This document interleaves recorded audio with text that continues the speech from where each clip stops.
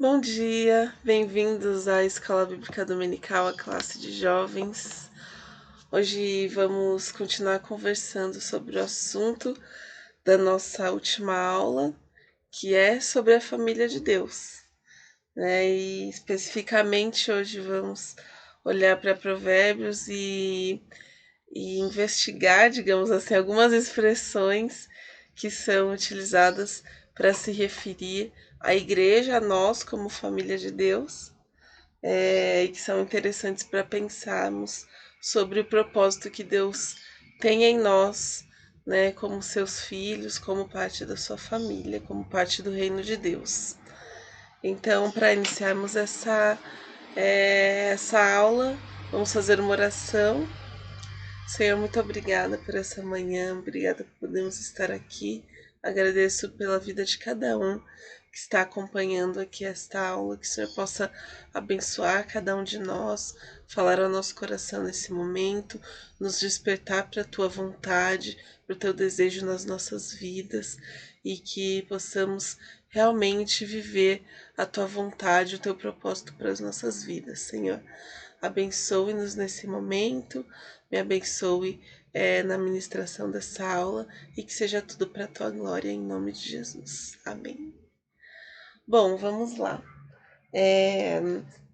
Tem algumas coisas muito interessantes na maneira, né, nas expressões que são usadas para falar a respeito de nós, né, como parte do reino de Deus. Então, eu queria destacar algumas coisas e usar aí o livro de Efésios, né, a carta de Paulo à igreja de Éfeso, para nós pensarmos a respeito disso. Como nós falamos na outra aula, nós somos, né, a partir do momento que recebemos a Cristo e nós passamos a fazer parte dessa família de Deus, né? Então, tendo Deus como nosso Pai e os demais cristãos, aqueles que receberam a Cristo, como nossos irmãos em Cristo. E essa relação com Deus, ela se dá, né, na nossa vida no âmbito individual, a nossa salvação é individual, né?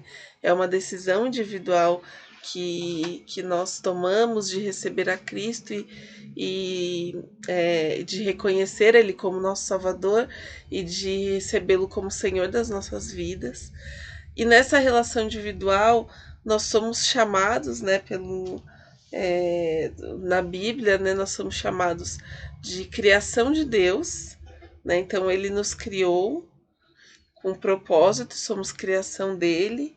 Nós somos chamados de filhos, assim que entramos nessa família, nos tornamos filhos de Deus, filhos, né, no sentido espiritual. Nós somos servos, ou seja, o nosso serviço, né, é dedicado a Ele. Se Ele é o Senhor das nossas vidas, o nosso serviço passa a ser dedicado a Ele. E nós somos chamados amigos. Então, a intimidade que nós podemos ter com Deus a partir do sacrifício de Cristo, né? De podermos andar com Ele, pode nos tornar amigos dele, né? Então, nós temos a graça de ter essa intimidade com Deus. E nós vamos hoje, né, falar mais da nossa relação coletiva. Então, a nossa fé individual, né, a nossa salvação individual, porém o exercício da nossa fé é coletivo. Então, ele está, né, envolvido na nossa relação com os outros também. É por isso que é, o mandamento, né, mais importante é amar a Deus acima de todas as coisas, e o segundo, né, amar o próximo como a ti mesmo. Então, como é importante, né, o coletivo na nossa relação com Deus, ele não pode ser menosprezado, não pode ser deixado de lado, porque ele é essencial e ele faz parte da nossa relação com Deus. Então, vamos ver algumas passagens em Efésios, e eu queria começar com essa passagem porque ela vai nos dar um resumão de vários termos e vários aspectos como a nossa relação, essa relação coletiva, ela é categorizada e chamada. Então, Efésios 2, tá? Eu queria ler primeiro a partir do versículo 6. Vou ler do 6 ao 10 e depois vou ler a partir do 14, tá? Então, do 6 ao 10. Deus nos ressuscitou com Cristo e com ele nos fez assentar nos lugares celestiais em Cristo Jesus, para mostrar nas eras que hão de vir a incomparável riqueza da sua graça, demonstrada em sua bondade para conosco em Cristo Jesus. Pois vocês são salvos pela graça, por meio da fé, e isso não vem de vocês, é dom de Deus, não por obras, para que ninguém se glorie, porque somos criação de Deus, realizada em Cristo Jesus para fazermos boas obras, as quais Deus preparou antes para nós as praticarmos. Então, esse trecho, né, como a nossa salvação e nossa relação com ele é a expressão da graça dele. E ao vivermos essa relação, nós somos testemunhos da graça dele no mundo, né? E no mundo espiritual também. Então, aqui nós somos também chamados de criação, né? Somos uma criação, projeto de Deus, né? Realizado em Cristo Jesus, para fazermos boas obras. Ou seja, não fomos salvos, né, pelas nossas boas obras, mas fomos salvos para realizarmos boas obras que vão glorificar o nome de Deus. Agora aqui a partir do versículo 14. Pois ele é a nossa paz. Tá? Só para dar um contexto, Paulo fala aqui a respeito da separação que havia entre, né, os judeus, o povo, aqueles que vinham do povo que Deus escolheu, e os gentios, né, que é aqueles que não eram judeus, basicamente isso. E como isso era um muro de separação. E Cristo une une os judeus e gentios em si, fazendo uma nova humanidade, um povo só, tá? Ele é nossa paz, o qual de ambos fez um, e destruiu a barreira, o muro de inimizade, anulando em seu corpo a lei dos mandamentos expressos em ordenanças.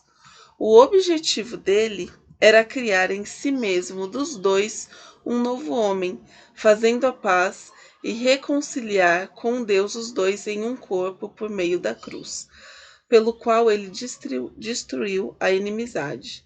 Ele veio e anunciou paz a vocês que estavam longe, e paz aos que estavam perto, pois por meio dele tanto nós como vocês temos acesso ao Pai por um só Espírito. Só destacar uma coisa aqui, já importante, que aparece. Todos nós nos reconciliamos entre nós por meio de Cristo. Ou seja, nessa família de Deus, a gente já falou sobre isso, mas existe esse poder que que destrói as nossas diferenças, né? E isso é uma coisa maravilhosa, né? Então, aquelas coisas que nos faziam diferentes e que fora de Cristo nos separariam, né? Não tem mais esse poder de nos separar, porque em Cristo nós somos um.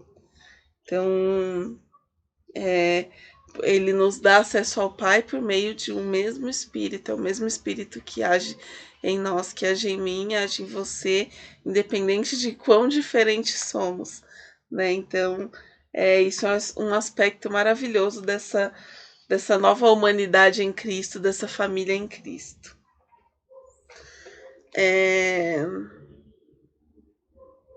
Portanto, agora a partir do 19, portanto, vocês já não são estrangeiros, nem forasteiros, mas concidadãos dos santos e membros da família de Deus. Viu? Não são mais estrangeiros, forasteiros, mas concidadãos dos santos, né? Concidadãos do reino de Deus, e membros da família de Deus, edificados sobre o fundamento dos apóstolos e dos profetas, tendo Jesus Cristo como pedra angular, no qual todo edifício é ajustado e cresce para tornar-se um santuário santo no Senhor. Nele vocês também estão edificados juntos para se tornarem morada de Deus por seu Espírito. Então, olha que maravilhoso. Então, aqui eu já vou falar os três nomes que nos são dados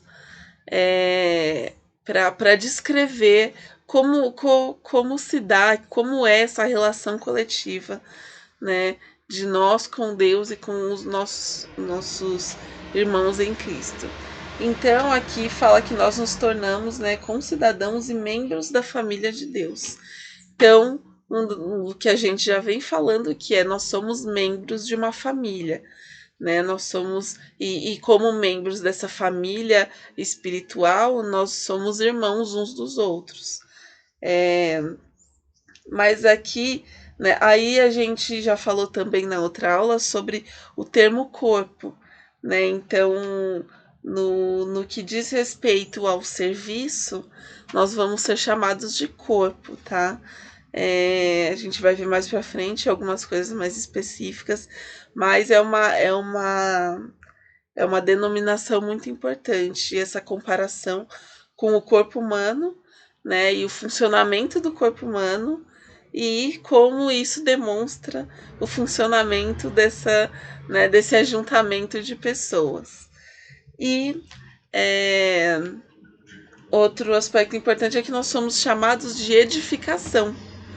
Então, aqui fala que, e tem uma coisa muito interessante, que isso também diz respeito, né? Jesus fala sobre isso quando ele fala com Pedro, né? Tu és Pedro, e sobre essa pedra edificarei a minha igreja, né? Então, falando a pedra sendo ele mesmo Jesus, e isso diz respeito ao ofício de Jesus, né? Que nós conhecemos como sendo carpinteiro, né? Mas a gente vai ver que Jesus fala, né, sobre edificar, sobre pedra, porque naquela época e naquela região de onde Jesus vem, de Nazaré, tinha uma abundância em pedras, né? Então a construção, né? Construção civil. Jesus era um profissional da área da construção civil, né?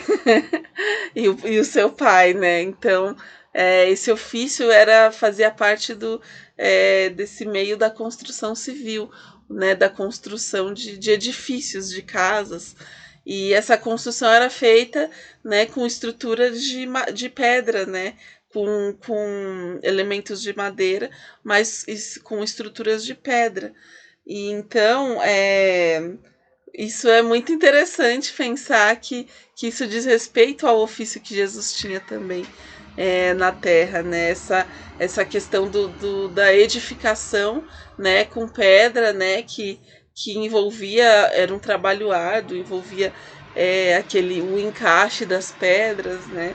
E tinha a pedra principal, a pedra angular, e toda a questão, né, da base da estrutura, né? E essa estrutura a gente vê também em nós. Então, somos estruturados, né? E a nossa base é o próprio Jesus, é Jesus Cristo, né? E é como se nós fôssemos pedras que ele vai encaixando e edificando a sua morada, né? A morada do Espírito Santo. Então, ele fala aqui, tendo Jesus como pedra angular, no qual todo edifício é ajustado e cresce para tornar-se um santuário santo no Senhor. Nele vocês também estão sendo edificados juntos, isso é uma palavra muito importante, para se tornarem morada de Deus por seu Espírito. Então, como essa é uma edificação que envolve nós juntos, né? Então, às vezes nós usamos muito o termo edificar, né, na questão do crescimento espiritual individual que nós temos, mas aqui é usado esse termo para que nós somos edificados juntos. Então, juntos nós somos essa edificação onde habita o Espírito Santo, né? E onde ele se manifesta. Então, a gente vê já como é muito importante esse aspecto coletivo. Eu vou ler algumas passagens para para ficar mais claro como isso se dá, tá bom? Então, em Efésios mesmo. Hoje nós vamos ficar só em Efésios, tá bom? Efésios 1. Deixa eu ler aqui a partir do versículo. A partir do versículo. Vou ler a partir do 15, tá bom? Por essa razão, desde que ouvi falar da fé que vocês têm no Senhor Jesus, do amor que demonstram para com todos os santos, não deixo de dar graças por vocês, mencionando-os em minhas orações. Peço que o Deus de nosso Senhor Jesus Cristo, o glorioso Pai, lhes dê espírito de sabedoria e revelação no pleno conhecimento dele. Oro também para que os olhos do coração de vocês sejam iluminados, a fim de que vocês conheçam a esperança para a qual ele os chamou, as riquezas da gloriosa esperança dele nos santos e a incomparável grandeza do seu poder para conosco os que cremos, conforme a atuação da sua poderosa força. Este poder ele exerceu em Cristo, ressuscitando-o dos mortos e fazendo assentar-se à sua direita nas regiões celestiais, muito acima de todo governo e autoridade, poder e domínio de todo nome que se possa mencionar, não apenas nessa era, mas também na que há de vir. Deus colocou todas as coisas debaixo dos seus pés e o designou cabeça de todas as coisas para a igreja, que é o seu corpo, a plenitude daquele que enche todas as coisas em toda e qualquer circunstância. Olha que coisa maravilhosa! Nós podemos, né, dentro desse exercício coletivo da nossa fé, conhecer cada vez mais a Cristo, que é aquele que está acima de tudo, ele tem autoridade sobre tudo, né? E como ele tem autoridade sobre tudo, ele é o cabeça do corpo. Essa relação do corpo ela é muito interessante, né? Porque é a cabeça que organiza, né, o nosso corpo, né? Mesmo de forma involuntária, né? Eu tô aqui falando, minha boca tá mexendo, minhas mãos estão mexendo, mas tudo isso é organizado no meu cérebro, né? Então, Jesus é aquele que é a cabeça do corpo. E os membros, né, do corpo vão cada um exercer a sua função, realizar o que lhe cabe, né? O que lhes cabe. E são ordenados, né, pela cabeça, que é Jesus Cristo. Então, ele é a pedra angular da nossa edificação, ele é a cabeça do nosso corpo. E quanto ao corpo, eu quero ler uma passagem interessante que diz assim, olha, e essa relação do corpo tem muito a ver com o serviço, né? Ou seja, como nós contribuímos na nossa comunidade cristã. Então, vou ler aqui, Efésios 4, a partir do versículo 11 ao 16. E ele designou alguns para apóstolos, outros para profetas, outros para evangelistas, outros para pastores e mestres, com o fim de preparar os santos para a obra do ministério, para que o corpo de Cristo seja edificado, até que todos alcancemos a unidade da fé e do conhecimento do Filho de Deus e cheguemos à maturidade, atingindo a medida da plenitude de Cristo. O propósito é que não sejamos mais como crianças levados de um lado para o outro pelas ondas, nem jogados para cá e para lá por todo vento de doutrina e pela astúcia e esperteza de homens que induzem ao erro. Antes, seguindo a verdade em amor, cresçamos em tudo naquele que é a cabeça, Cristo. Dele todo o corpo, ajustado e unido, pelo auxílio de todas as juntas, cresce e edifica-se a si mesmo em amor, na medida em que cada parte realiza a sua função. Então, olha que coisa maravilhosa, essa relação do corpo é maravilhosa. E a gente vê que as palavras, né, a palavra edificar aparece aqui também. Então, como essas coisas, essas ideias se conectam, né? Então, nós nos edificamos como corpo e nós contribuímos com o crescimento uns dos outros. E ele fala dessa maturidade no sentido desse corpo conjunto, né? Uma maturidade que acontece de forma conjunta, né? Ela não acontece independente um do outro, mas cada um cumprindo a sua função coopera para a maturidade, para o crescimento do corpo, né? Então, como os outros, né, cooperam na nossa vida espiritual individual, né? Eles também cooperam, então outras pessoas também fazem parte do nosso crescimento e da nossa maturidade individual e nós cooperamos e aí todo o corpo, né? Cada um cooperando, todo o corpo cresce junto. E isso é maravilhoso, a gente vê isso na nossa vivência. No dia a dia da igreja, como cada pessoa, né? As pessoas têm dons diferentes, têm aptidões diferentes, e como todos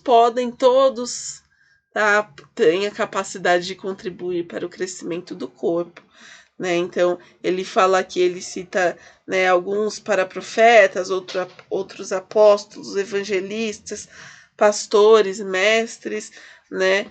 Mas o propósito é que cada um tem um ministério, um dom que é para contribuir com o corpo, não é só para si, né? Mas o propósito dos dons e dos ministérios é contribuir com o crescimento do corpo. Então, isso é muito importante. Realmente, busque isso no seu coração. Se você ainda não sabe, não tem clareza do seu ministério, né? Do seu chamado, que peça a Deus que te ajude para que você possa contribuir cada dia mais com o corpo de Cristo, com o crescimento do corpo, tá? Então, tem muitas outras passagens em Efésios, assim, maravilhosas que falam a respeito disso, mas eu vou ler uma última que eu acho muito, muito importante. Espera só um pouquinho, deixa eu achar aqui. Tá. Efésios 3, 10 a 12.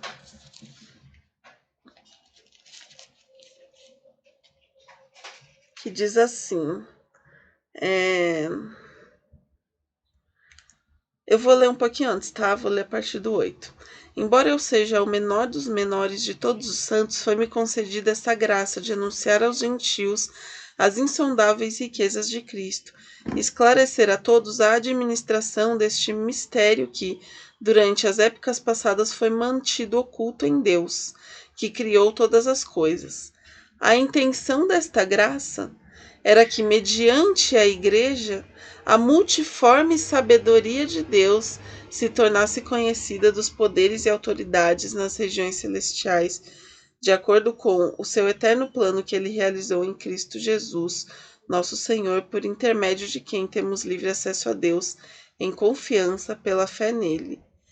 Portanto, peço que não desanimem por causa de minhas tribulações em seu favor, pois elas são uma glória para vocês. Então, olha isso, né? Deus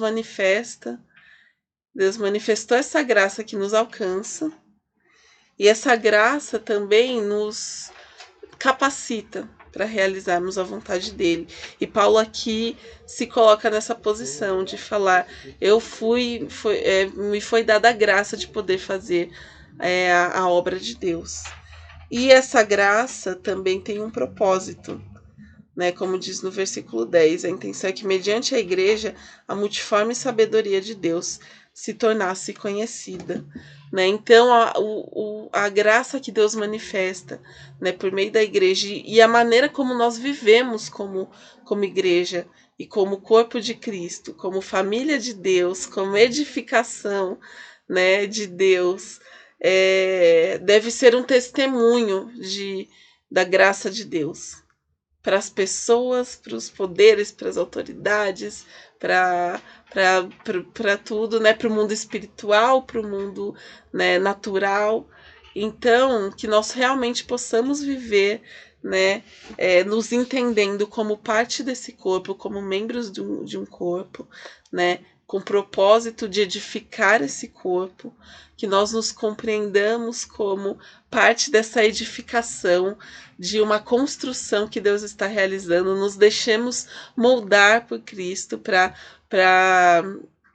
cooperarmos com o nosso coletivo, com a nossa família, né? E que nós nos entendamos todos os dias como irmãos, irmãos em Cristo, parte da mesma família, né? Então possamos olhar uns para os outros com amor, orar uns pelos outros, perdoar uns aos outros, né? E que esse seja o exemplo que nós vamos levar para o mundo, que a nossa vivência como família de Deus seja um testemunho para o mundo de quem Deus é. Tá? Então, essa é a nossa lição de hoje. Espero que tenha sido abençoadora para você. Continue lendo Efésios, ele tem muitos versículos que nos iluminam acerca desse assunto. E que Deus nos abençoe, que Deus abençoe a sua vida e a minha, e abençoe o restante do seu dia. Tchau, até a próxima.